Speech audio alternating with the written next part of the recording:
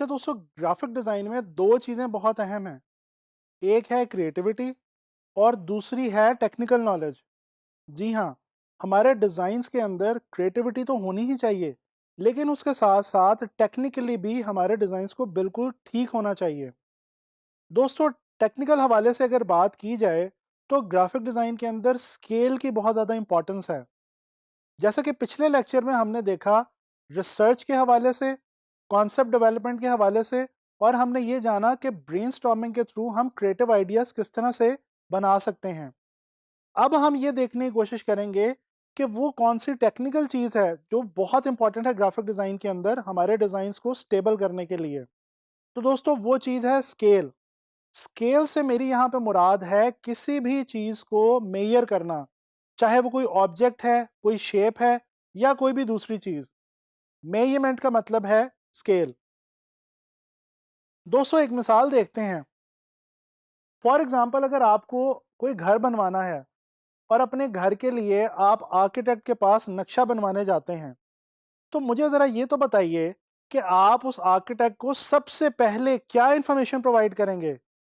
जी, आप उसको ये बताएँगे कि आपके घर का स्केल क्या है, यानी कि उसका साइज़ क्या है।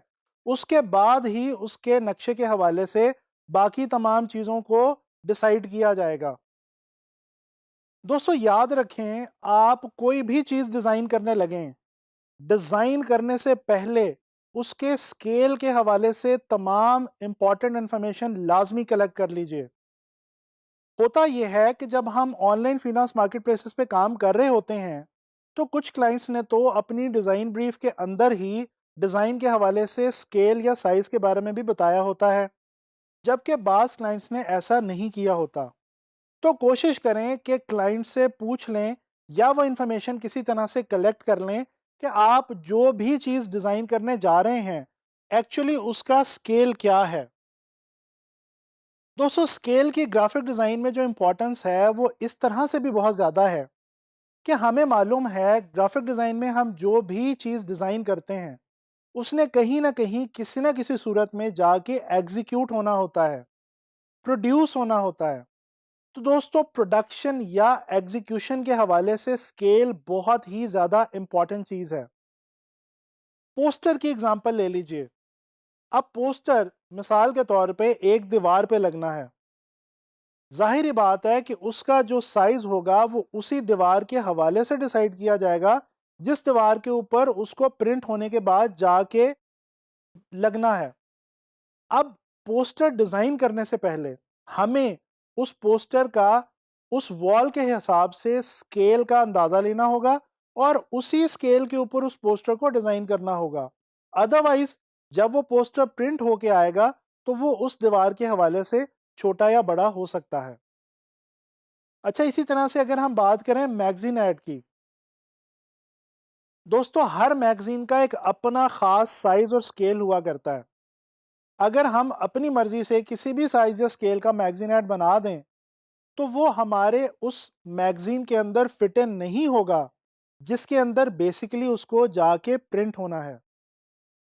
इसके अलावा अगर बात की जाए वेबसाइट और स्मार्टफ़ोन के हवाले से, दोस्तों हम लोग वेबसाइट्स के ऊपर जो भी इंफॉर्मेशन देख रहे होते हैं, वो एक्चुअली वेबसाइट के स्केल के हवाले से डिज़ाइन की गई होती है और वेबसाइट का स्केल डिपेंड करता है लैपटॉप की स्क्रीन के स्केल के ऊपर।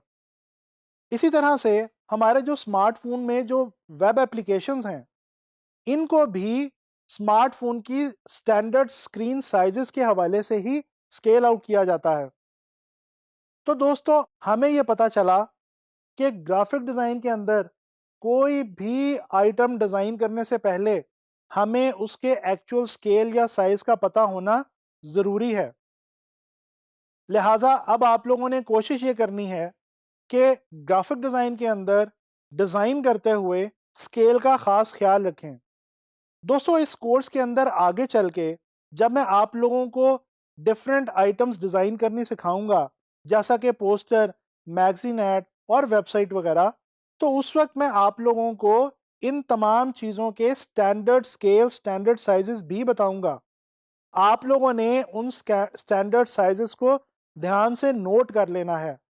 और आने वाले वक्त में जब आप लोग इन चीज़ों को खुद से डिज़ाइन करने लगेंगे, तो आपने कोशिश करनी है कि इनको या तो इनके स्टैंडर्ड साइज़ेस के हवाले से डिज़ाइन करें या फिर क्लाइंट की दी गई रिक्वायर्ड स्केल के हवाले से डिज़ाइन करें। इसी तरह से आप इस चीज़ को श्योर कर सकते हैं, यकीनी बना सकते हैं कि आपका डिज़ाइन कल को कहीं भी जाके जब एग्ज़ीक्यूट होगा या प्रोड्यूस होगा, तो वो अपनी सही हालत में मौजूद रहेगा और वो सही तरह से अपना मैसेज कम्युनिकेट कर पाएगा।